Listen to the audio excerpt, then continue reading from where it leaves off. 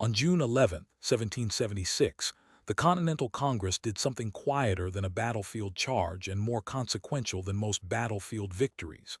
It appointed 5 men to explain, in writing, why 13 colonies should become independent states.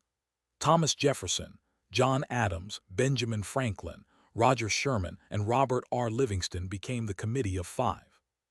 Their assignment would become the Declaration of Independence, but on that day it was still a dangerous political task.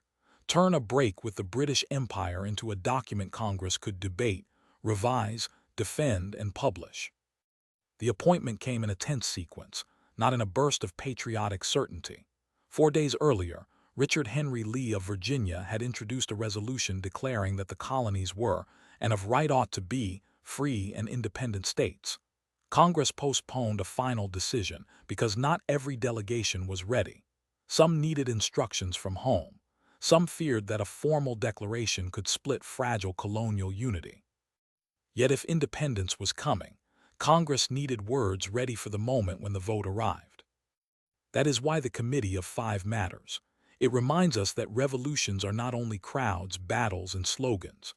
They are also committees, drafts, amendments, printer deadlines, legal claims, and arguments over who has the authority to speak for a people. The colonies had already fought at Lexington, Concord, Bunker Hill, and in hard campaigns around Boston and Canada. But armed resistance alone did not answer the central question. Were Americans fighting for rights within the empire, or for a new political order outside it? The 5 members brought different kinds of weight to the assignment. John Adams of Massachusetts had been one of independence's most forceful advocates in Congress. Benjamin Franklin of Pennsylvania had international reputation, scientific fame, diplomatic experience, and a sharp political eye. Roger Sherman of Connecticut had deep experience in colonial law and public service. Robert Livingston of New York represented a cautious, important colony still wrestling with instructions.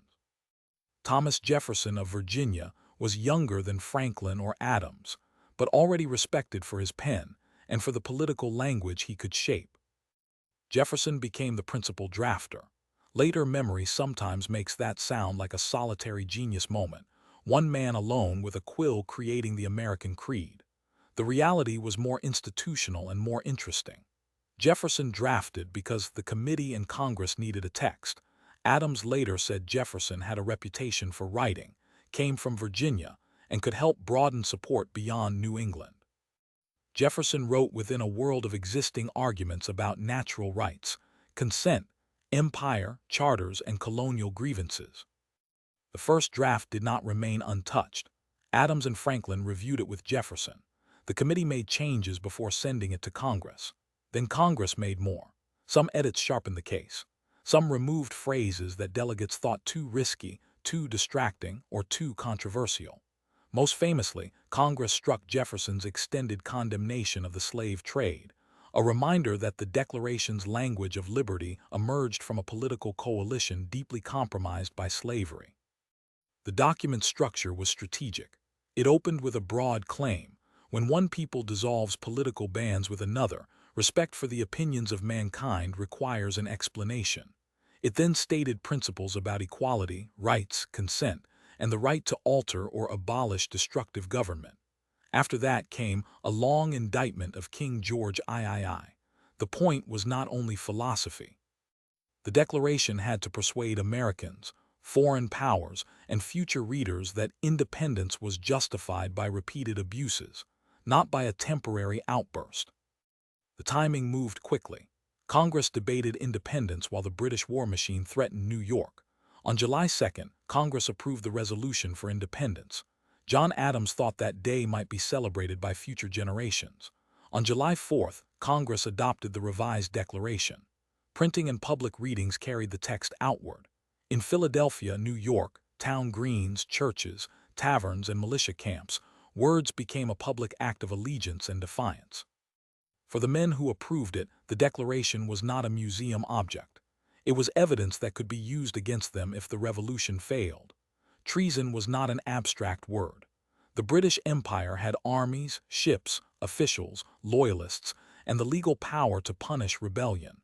That danger helps explain why the drafting process had to serve unity. The Declaration had to be bold enough to announce a new political reality and disciplined enough to hold together delegates who did not agree on everything. The Committee of Five also shows how memory compresses history. The popular image often jumps from Jefferson's desk to signatures on parchment, but June 11th sits before the famous scene. It is the moment Congress recognized that independence needed a voice, a structure, and a defensible explanation. The Declaration would become a symbol of universal ideals, but it began as committee work under pressure, shaped by compromise, urgency, and the need to persuade. The next checkpoint is the chain from June 11th to July 4th. Lee's resolution, Jefferson's draft, committee edits, congressional revisions, the July 2nd vote for independence, and the July 4th adoption of the Declaration. That sequence matters because it restores the Declaration to history. It was not inevitable, not perfect, and not produced outside politics.